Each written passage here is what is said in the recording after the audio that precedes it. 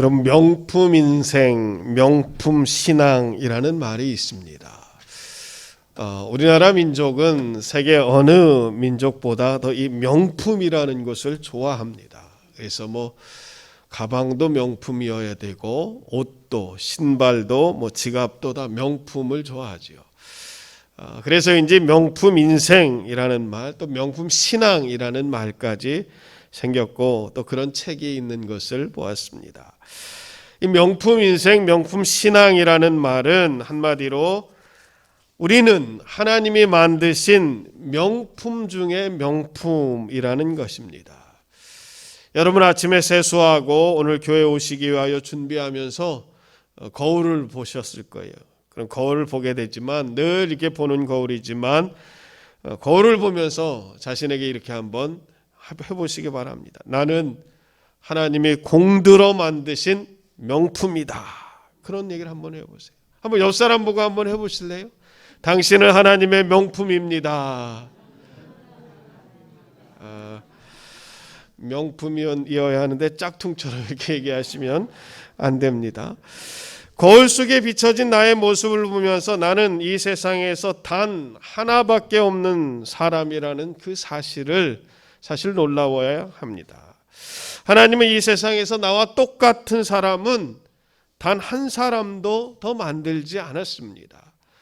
일란성 쌍둥이라고 하더라도 얼굴은 비슷한 것 같고 또 잘 구별하지 못할 것 같지만 똑같은 것은 아닙니다. 뭔가 달라도 달라요. 그러니까 나는 이 세상에서 유일한 한 사람입니다. 혹 나에게 허물이 있고 또 약점이 있고 다른 사람이 가진 것만큼 가지지 못할지라도 지금 내 모습은 하나님이 나에게 주신 가장 귀한 모습임을 믿으시기를 바랍니다. 그런데도 여러분 우리에겐 사실 약점이 있죠. 또 허물도 있습니다. 아니 세상 모든 사람에게는 어떤 약점이라는 것이 있습니다. 부족한 점이 있습니다. 하나님께서 왜 이렇게 우리에게 약점을 주셨을까? 좀 더 완벽한 나를 만드시고 약점과 허물이 없는 모습으로 만드셨으면 어떻을까? 그런데 하나님은 그렇게 하지 않으셨어요. 부족하면 부족한 대로 만드신 거예요. 그것은 그 부족한 점을 통해서 하나님은 뭔가 우리를 사용하실 계획이 있기 때문입니다. 하나님은 여러분 완벽한 사람을 찾으셔서 하나님의 일을 하시는 것이 아니라 허물 많고 약점이 있고 불완전하고 또 어떤 의미에서는 약한 사람들을 들어서 하나님의 일을 감당하게 하십니다. 그래서 약한 자를 강하게 하시는 것이 하나님의 뜻입니다. 명품 인생을 만드시는 것이 하나님의 뜻입니다. 보잘것없는 우리를 통해서 하나님의 놀라운 영광을 드러내는 것이 하나님의 뜻입니다. 지난주에 여러분 하나님의 지팡이라는 제목으로 말씀을 나눴는데 모세에 대한 말씀이죠. 모세가 하나님 앞에 부름을 받았을 때 모세는 자신에게 주어진 사명을 거듭해서 두려워하면서 피하려고 합니다. 그때 하나님께서 그에게 하나님의 지팡이를 주셨어요. 모세는 하나님과의 아주 특별한 만남을 통해서 하나님의 지팡이를 소유하게 된 것입니다. 그런데 여러분, 이 하나님의 지팡이를 하나님이 특별히 따로 제작하셔서 모세에게 맡기신 것이 아니지요. 우리가 흔히 아는 도깨비 방망이처럼 두드리면 모든 것이 이루어지는 그런 하나님의 지팡이가 아니지요. 하나님의 지팡이는 모세가 그동안 양을 치면서 가지고 다녔던 것이에요. 광야에서 흔하게 볼 수 있었던 평범한 나무입니다. 그런데 그 속에 하나님의 약속이 있고 하나님이 사용하시기 때문에 하나님의 지팡이가 된 것입니다. 평범함 속에서 비범함이 나타난 거예요. 약한 것을 통해서 강하게 만드시고 허물 많은 것을 통해서 하나님의 일을 하는 것입니다. 여러분 오늘 본문 말씀은 구약성경 사사기입니다. 사사기는 모두 12명의 사사가 등장합니다. 차례로 보면 온니엘, 에훗, 삼갈, 드보라, 기드온, 돌라, 입다, 입산, 엘론, 압돈, 삼손, 그래서 모두 12명의 사사가 나옵니다. 그 중에 여러분 드보라 사사라든지 기드온이라든지 삼손이라는 그 사사는 성경에 지면도 많이 있고 그래서 한 번쯤 들어봤을지도 모릅니다. 그러나 다른 사사들 에우, 삼갈, 돌라, 야일, 엘론, 압돈 이런 분들은 잘 들어보지 못한 분들입니다. 원래 여러분 사사라는 뜻은 이 재판관이라는 의미가 있습니다. 왕이 아니었어요. 아직 이스라엘은 왕정 체제가 이루어지기 전이었습니다. 그래서 각 지파별로 생활을 했습니다. 그래서 왕과 같은 막강한 힘이 있는 것이 아니라 사사들은 하나님의 어떤 특별한 필요에 따라서 그 사람을 부르셔서 사용하시는 지도자들이었어요. 이 사사들이 주로 한 일은 뭐냐면 이스라엘에 이렇게 외부로부터 어떤 침입이 있거나 아니면 이스라엘 백성들이 외세의 침략으로 고통당하고 외부에서 어떤 압제가 있을 때 군사를 이끌고 가서 그 침략한 이방 민족을 무찌르고 이스라엘 백성들에게 평화를 되찾아 주는 일이었습니다. 어떤 의미에서는 군사적인 지도자들입니다. 이렇게 군사적인 지도자뿐만 아니라 또 재판도 했습니다. 사사기 4장 5절에 보면 여사사였던 드보라가 종려나무 아래에서 이스라엘 백성들이 가지고 온 문제들을 재판해 주었다고 합니다. 이처럼 사사들은 전쟁할 때는 군사적인 지도자였고 평안할 때는 재판관이었고 또 이스라엘 백성들에게 하나님의 뜻이 무엇인지 가르쳐주는 그런 신앙적인 지도자들이었습니다. 어떤 의미에서는 굉장히 중요한 역할이지요. 그런데 여러분 이 사사들은 세습이 된 것은 아닙니다. 그래서 왕이나 제사장과는 달랐어요. 어떤 일이 있을 때 하나님은 한 사람을 부르셔서 그를 사사로 세우시고 사용하시고 또 어떻게 보면 그 지도자로 세우신 것입니다. 왜냐하면 당시 사사 시대에는 이스라엘을 다스릴 분은 오직 여호와 하나님이시기 때문에 어느 누구도 백성들 위해 군림하거나 통치하지 않았어요. 단지 하나님은 누군가를 필요에 따라서 지도자로 세우셨습니다. 그렇게 중요한 사사의 직분을 감당한 사람이라면 여러분 사사기에 나오는 12명의 사사들은 그래도 그 지파에서 영향력이 있거나 뛰어난 지도력을 가진 사람들이어야만 했습니다. 그런데 우리가 사사기를 쭉 읽어보면 이스라엘의 위대한 지도자 역할을 감당했던 사람들이지만 뭔가 부족한 것들이 있는 것을 보게 됩니다. 많은 사사들이 나름대로의 허물이 있고 약점이 있었어요. 그런데 그 약점을 가지고 하나님은 하나님의 일을 하신 것입니다. 오늘 우리가 읽은 말씀은 여러분 삼갈이라는 사사에 대한 말씀입니다. 이 삼갈이라는 사사가 활동했던 시기에 대해서는 아주 간단하게 소개하고 있습니다. 아나세 아들 삼갈이 있어서 소 모는 막대기로 블레셋 사람을 600명을 죽였고 그도 이스라엘을 구원하였더라. 그도 이스라엘을 구원하였다라 라는 이 말씀을 통해서 이 삼갈도 다른 사사와 마찬가지로 이스라엘을 구원하는 하나님의 놀라운 역사에 똑같이 쓰임을 받은 사람들입니다. 기드온과 삼손, 드보라 누구 못지않은 사람이죠. 그런데 삼갈이란 사사에 대해서는 다른 기록을 볼 수가 없어요. 그가 어떤 지파의 사람이었는지 또 무슨 일을 하는 사람이었는지 그의 업적이 무엇인지 단지 성경은 소 모는 막대기로 블레셋 600명을 죽였다는 거예요. 소 모는 막대기라는 표현을 통해서 우리가 추측할 수 있는 것은 삼갈은 아마도 당시 이스라엘에서 그저 평범하고 보잘것없는 그런 농부 또는 목자였으리라 하는 것입니다. 이 소 모는 막대기는 농부들이라면 누구나 하나쯤 가지고 있는 그저 그런 막대기일 뿐입니다.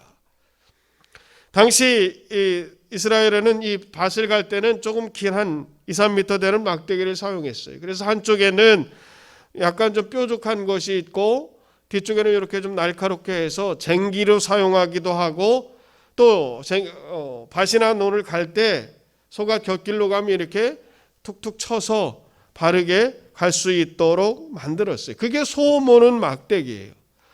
특별한 것 아닙니다. 흔하게 볼 수 있는 거예요. 또 누구든지 쉽게 만들 수도 있는 것입니다. 그러니까 이 삼갈이라는 사람이 소 모는 막대기라는 것은 뭐 특별히 내세울 것도 없고, 어떤 의미에서는 아주 흔한 것임을 알 수가 있습니다. 그런데 여러분, 이 평범한 농부에다가 특별한 무기도 없었던 삼갈이 이스라엘의 사사가 되어서 블레셋 사람들에게 고통받고 있던 이스라엘 백성들을 구원해 낸 것입니다. 여러분, 당시 상황이 얼마나 열악했는지 오늘 본문에는 없지만 우리가 사사기를 읽어보면 그런 것을 알 수가 있어요. 사사기 5장 6절에 보면 이런 말씀이 있습니다. 아나사의 아들 삼갈의 날에, 그러니까 삼갈의 시대에 대로가 비었고 길의 행인들은 오솔길로 다녔도다라는 말씀이 있습니다. 그러니까 삼갈이 살던 그 시대에는 이스라엘에 큰 길이 있는데 거기는 텅텅 비었고 사람들이 어디로 가려면 오솔길, 뭐 골목길 같은 데를 찾아다니는 거예요. 여러분, 우리가 생각하기에 일반적으로 큰 길이 더 사람이 많겠죠. 작은 길보다는, 좁은 길보다는. 당연히 큰 길을 이용하는 것이 사람들입니다. 특별히 무슨 장사를 하거나 또 어디 뭔가 좀 무거운 것을 옮기려고 하면 당연히 큰 길로 가야 돼요. 그런데 삼갈의 때에 큰 길로 다니는 사람이 거의 없었습니다. 왜냐면요, 시대가 그만큼 어두웠기 때문입니다. 블레셋 사람들이 자주 침략해 와서 이스라엘 사람들을 괴롭힙니다. 장사하는 사람들의 물건을 다 빼앗아 갑니다. 농사를 지어 놓으면 블레셋 사람들이 다 빼앗아 가버렸습니다. 그래서 사람들은 큰 길로 다니지 않는 거예요. 큰 길로 나갔다가 가진 거 다 빼앗길 것이 뻔한데 누가 그 길로 가겠습니까? 할 수만 있으면 피해서 골목길로, 오솔길로, 조그만 길로 다니는 거예요. 여러분, 우리가 이렇게 생각할 수 있지 않겠습니까? 삼갈은 아주 평범한 농부였습니다. 그런데 블레셋이 자기들 그렇게 괴롭혀요. 농사를 지어 놓으면 어느 순간에 블레셋 사람들이 와서 다 빼앗아 가요. 그런 것을 보면서 혹시 이런 생각하지 않을까요? 누군가가 하나님의 부르심을 받고 우리를 구원했으면, 그런 생각이 들지 않겠습니까? 자기는 하나님 앞에 뭔가 내세울 것도 없고 너무나 부족하고 약점 많고 힘도 없는 일개 농부였기 때문에 뭔가 자신이 특별한 일을 할 것이나 전혀 생각하지 않고 누군가 사사로 부르심을 받아서 우리를 하나님의 손으로 구원하셨으면, 이 블레셋의 압제로부터 우리를 자유롭게 하셨으면, 그런 마음이 들지 않았을까요? 자신이 하려고 하는 것이 아니라 소문은 막대기는 어쩌보면 자신의 초라한 신분이나 마찬가지였어요. 나는 농부 출신입니다. 나는 약합니다. 나는 내세울 것도 없고 보잘 것도 없습니다. 그런데 여러분, 하나님은 그에게 사명을 주시고 그에게 이스라엘을 구원하도록 하셨습니다. 자신의 약점이었던 것 같았는데 알고 보니까 그 소문은 막대기는 하나님의 놀라운 쓰임받는 도구가 된 것입니다. 여러분, 우리도 마찬가지죠. 어찌 보면 우리도 다 삼갈과 같이 연약한 사람들입니다. 때로는 약점도 있고 부족한 점도 있지요. 그러나 여러분, 하나님은 그런 우리를 통해서 하늘의 놀라운 일들을 이루신다라고 말씀하고 있어요. 삼갈만 그랬는가 이렇게 보면 아니에요. 오늘 우리가 사사기를 쭉 읽다 보면 사사 중에 많은 사람들의 허물 중에 있는 것을 볼 수가 있습니다. 오늘 본문 앞에는 에훗이라는 사사가 나옵니다. 3장 15절에 보면 그는 왼손잡이였다라고 표현하고 있습니다. 여러분, 성경이 왜 굳이 왼손잡이라는 말을 했을까요? 이 말의 본래 의미는 오른손을 잘 쓰지 못하는 사람이라는 뜻입니다. 오늘 우리가 잘 쓰는 말로 바꾸면 오른손에 어떤 문제가 있는 그런 사람이라고 할 수가 있습니다. 그런데 하나님께서는 이 에훗이라는 사람을 통해서 18년 동안이나 이스라엘을 지배하고 점령했던 모압 왕을 무찌르고 이스라엘의 평화를 회복시켜 주신 거예요. 성경에서 여러분, 오른쪽은 권능과 힘을 상징하잖아요. 그래서 오른쪽은 하나님의 권능이 있고 하나님의 능력이 있는 거예요. 그래서 여러분, 예수님도 하나님 보좌 우편에 앉으사 이렇게 말씀하고 있는 거예요. 그런데 여러분, 오른손을 잘 쓰지 못하는 문제가 있는 사람입니다. 왼손잡이였던 사람, 허물이 있는 사람이었어요. 그리고 오늘 본문 뒤에는 드보라라는 사사가 나옵니다. 이 드보라 사사는 여인이었어요. 그 여인을 소개할 때 보면 그는 랍비돗의 아내 여선지자 드보라라고 말하고 있습니다. 그녀의 남편의 이름이 랍비돗이라는 사람입니다. 그런데 이 랍비돗에 대해서는 성경 어디에도 기록되어 있지 않습니다. 드보라의 행적을 기록하고 있는 사사기 4장 5장에도 그녀의 남편이 랍비돗이 뭐하는 사람이었는지 알 수가 없어요. 단지 드보라를 소개할 때 드보라는 랍비돗의 남편이다라는 것이 전부입니다. 그러니까 남편의 이름이 드보라를 소개하기 위해서 잠시 사용한 거예요. 이 말은 그 시대에는 죄송스럽지만 여자는 남자에게 예속해 있는 존재였습니다. 하나님께서 그렇게 만드신 것이 아니라 당시 시대 상황이에요. 여자는 존재감이 그만큼 적었다는 것입니다. 그런데 여러분, 그런 여인이었던 드보라를 하나님께서 부르셔서 이스라엘의 사사로 쓰셨습니다. 20년 동안이나 가나안 왕 야빈에게 고통당하던 이스라엘을 구원하시는데 드보라라는 여인을 사용하신 거예요. 그리고 드보라라는 여인이 사사로 있을 때 무려 40년 동안 그 땅이 태평하다라고 말씀하고 있습니다. 당시 시대로서는 존재감도 없고 남편에게 예속된 존재에 불과했던 여인이라는 그 드보라를 통해서, 여인인 드보라를 통해서 하나님은 이스라엘을 구원하신 거예요. 그리고 여러분, 사사기 11장에 보면 사사 입다라는 인물에 대해서 기록하고 있습니다. 이 입다라는 분은 서자라고 이렇게 할 수가 있습니다. 우리가 잘 아는 홍길동전에서 홍길동과 같은 그런 사람입니다. 그냥 서자가 아니라 어머니가 기생이었습니다. 그러니까 입다는 어머니 기생의 아들이었던 것이죠. 그래서 본처의 자식들로부터 엄청난 구박을 받고 결국 집에서 쫓겨납니다.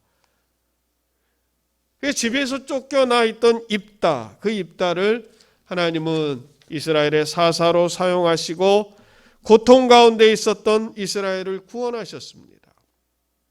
사사뿐이겠습니까? 여러분 잘 아는 기드온은 어떻습니까?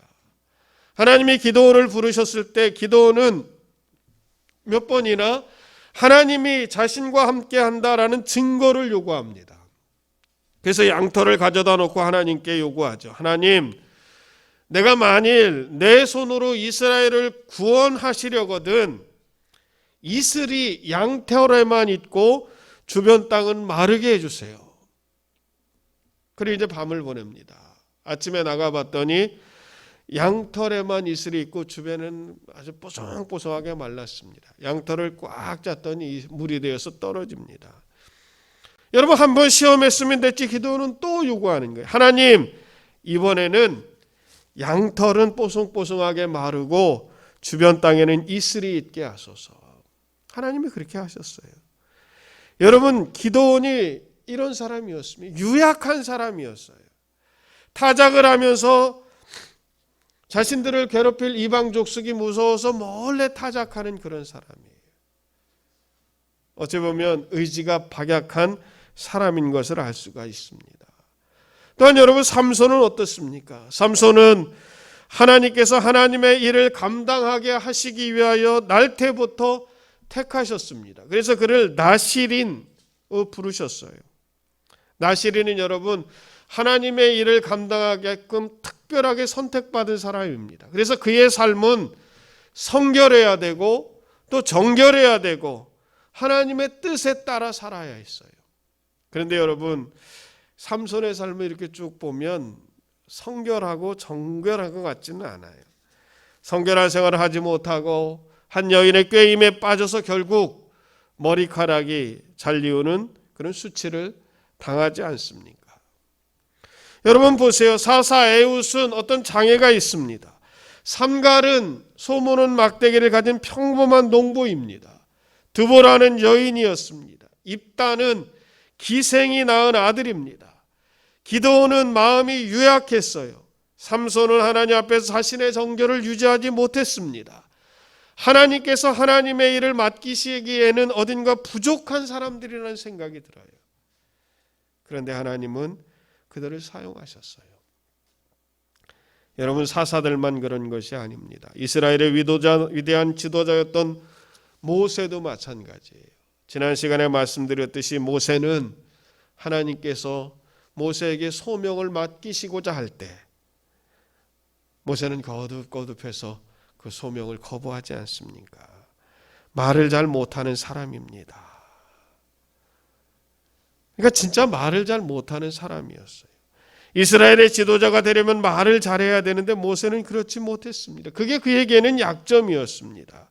그것을 잘 알고 있기에 모세는 하나님의 부르심을 받을 때 그런 핑계를 대는 거예요. 나는 본래 말을 잘 못하는 사람입니다. 하나님 말 잘하는 사람을 보내십시오. 하나님은 말 못하는 모세를 사용하셔서 이스라엘의 위대한 지도자가 되게 하셨습니다. 사도 바울에게는 육체의 가시라는 그런 약점이 있었습니다. 그는 그 약점인 육체의 가시를 없애달라고 하나님 앞에 간절히 기도합니다. 하나님은 그런데 그 약점인 육체의 가시를 제거해 주시지 않으시고 오히려 그 약점 때문에 하나님의 능력이 그에게 임했습니다. 약할 때 강하게 되셨습니다. 그리고 나로 나된 것이 하나님의 은혜로다라고 고백하게 됩니다. 여러분 하나님께서는 약점 많은 사람들을 불러서 그 약점을 통해 역사하시고 그 약점을 통하여서 이스라엘에게 승리를 안겨주시는 놀라운 사사로 쓰셨습니다. 저는 이 사실을 묵상하다 보면 너무나 큰 은혜가 됩니다. 은혜가 너무나 커요. 왜냐하면 여러분 우리도 하나님 앞에서 보면 허물 많고 연약한 사람들이지 않습니까? 감히 우리가 하나님 앞에 우리의 능력을 자랑할 수 있는 사람이 누가 있겠습니까? 하나님 나는 힘이 있습니다. 하나님 나는 능력이 있습니다. 하나님 나는 완벽합니다. 누가 그렇게 말할 수가 있겠습니까? 연약하고 부족하고 나약하지만 하나님은 우리를 사용하시고 우리를 통해서 하나님의 일들을 이루어 가시기를 원하시기 때문입니다.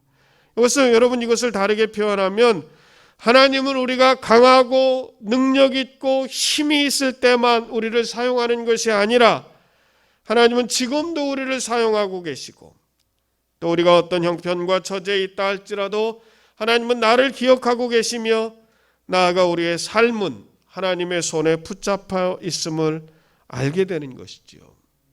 여러분 우리는 약점이라고 생각하고 허물이라고 생각해서 때로는 부끄러워하고 때로는 없어졌으면 좋겠다고 생각하는데 하나님은 그 약함을 들어 쓰시는 거예요. 그러므로 여러분 우리의 약함을 오히려 숨길 필요 없고 그것 때문에 주저앉아 있어서는 안 됩니다. 신앙생활을 오래 하다 보면 이렇게 우리들은 어쨌든 연조가 깊어질 수밖에 없습니다. 우리 여운교회는 신앙생활이 연조가 깊으신 분들이 많아요. 지난 화요일인가요? 이렇게 CTS에서 신앙 에세이라는 것을 이렇게 촬영을 했습니다. 그래서 기자분하고 또 이 지역을 맡으신 장로님이 오셨어요. 최 장로님이신데 이렇게 인사하고 얘기를 하다 보니까 제가 신학교 다닐 때 교무처장님이셨더라고요. 제가 그분 하는 일을 많이 반대했는데 좀 속으로 죄송했습니다. 제가 신학교 다닐 때 어떤 일이 있었냐면, 여담입니다만 제가 다닌 신학이 서울에 있습니다. 서대문에 있는데 이 장원 감곡에다가 땅을 한 15만 평을 샀어요. 그래서 그때 당시 우리 캠퍼스를 장원 그 감곡으로 옮기는 것은 어떠냐, 뭐 그런 의견이 있었습니다. 근데 그때 저는 이제 서울에 있는 것이 낫겠다, 뭐 그런 생각이 있어서 반대 뭐 그렇게 했던 기억이 있습니다. 그분이 그걸 주관하셨더라고요. 아무튼 그 여담입니다. 그렇게 오셨더니까 굉장히 반가웠어요. 그러면서 이제 그분하고 이런저런 얘기를 하면서 저희 영혼교회를 뭐 여쭤보더라고요. 영혼교회 역사가 얼마나 됐습니까? 그래서 우리가 1896년에 세워지고 지금까지 125년이 되었습니다. 그러니까 그분이 두 가지를 묻어요. 하나는 지금까지 125년의 역사에 있어서 우리 영혼교회가 정말 주목할 만한 또 특별한 어떤 사건이 있습니까? 라는 물음을 하는데 제가 별로 떠오르는 것이 없더라고요. 물론 뭐 제가 쭉 다 역사를 아는 것은 아니지만 뭐 그런 특별한 역사를 잘 기억하지 못하겠습니다. 또 한 가지 묻는 것이 있어요. 그러면 이 영혼교회 출신 중에 어떤 뭐 사회적으로 지대한 영향력을 끼친 분들이 누가 있습니까? 그래서 이렇게 쭉 생각해 보면 뭐 목사님들도 많고 장로님들도 많고 여러 신앙인들도 많아요. 그래서 생각에 따라서 누군가를 얘기할 수는 있었겠지만 또 따로 얘기는 하지는 않았습니다. 그렇게 한 이유는 뭐냐면 지금 우리 가운데서 하나님께서도 역사하시길 원하시기 때문에 그런 거예요. 우리가 신앙의 연조가 깊고 신앙이 오래됐다고 해서, 우리가 나이가 먹었다고 해서 때로는 우리가 너무 부족하지 않나, 연약하지 않나 하는 생각을 하실 필요가 없다라는 것입니다. 왜냐하면 하나님은 오히려 그런 약한 것을 통해서 하나님의 일들을 이루어 가시기 때문입니다. 여러분, 부족한 것을 사용하셔서 하나님의 영광이 드러나고 약점을 통해서 하나님의 일들을 이루시는 거예요. 이탈리아의 세계적인 지휘자였던 토스카니니라는 분이 있습니다. 이분은 원래 첼로라는 악기의 연주자였다고 합니다. 그런데 불행하게도 이분은 눈이 아주 안 좋았어요. 그래서 악보를 잘 보지 못했습니다. 눈이 너무 안 좋아서 악보를 보지 못했기 때문에 첼로를 연주하기 위해서는 피나는 연습을 했습니다. 그리고 악보를 전부 다 외워버렸습니다. 그러던 어느 날 연주회를 하기로 했는데 마지막 전날 그만 지휘자가 아파서 병원에 입원하게 되었어요. 내일이 연주의 날인데 오케스트라의 가장 중요한 지휘자가 병원에 입원하고 만 것입니다. 당장 오케스트라를 지휘할 지휘자가 없었어요. 그런데 그 단원 중에 한 사람이 전곡을 외운 사람이 있는 것을 알게 됩니다. 그가 바로 토스카니니였습니다. 이 사람은 첼로를 연주하기 위해서 전곡을 외운 거예요. 결국 이 토스카니니가 임시로 지휘봉을 잡게 되었고 연주의 날 그는 아주 멋지게 지휘를 하게 됩니다. 그리고 성공적인 지휘자로 데뷔하게 되었습니다. 그로부터 그는 이약 세계적인 지휘자가 되었습니다. 여러분, 어찌 보면 그가 시력이 좋았다면, 잘 볼 수 있었다면 첼로 연주자로 끝났을지도 모릅니다. 그러나 시력이 나빴기 때문에 악보를 전부 다 외워버렸고 그것은 그를 세계적인 지휘자로 만들었던 거예요. 허물이 있고 약함이 있고 또 약점이 있지만 우리는 하나님 앞에서 그 약점을 사용하시는 하나님의 능력을 덧입을 수가 있습니다. 하나님 앞에서 완전한 사람들은 아무도 없습니다. 그러나 하나님은 그런 우리를 사용하셔서 하나님의 일을 하시기를 원하시는 거예요. 지금 오늘 우리를 통해서 하나님께서는 하나님의 일을 이루어 가시기를 원하시는 것을 믿습니다. 그렇게 우리가 하나님의 손에 붙잡힌 바 되어 살아갈 때 저는 우리 한 사람 한 사람 모두가 명품 인생으로 살게 되리라 믿습니다. 오늘 본문에 보면 삼갈에 대해서 이렇게 한 줄, 어떻게 보면 한 절 기록되어 있어요. 아나스의 아들 삼갈에 있어 소문은 막대기로 블레셋 사람 600명을 죽였고 그도 이스라엘을 구원하였더라.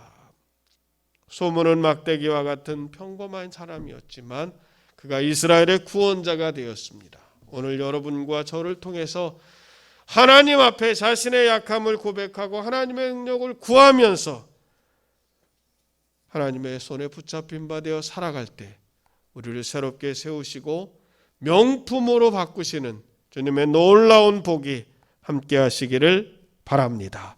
기도하겠습니다.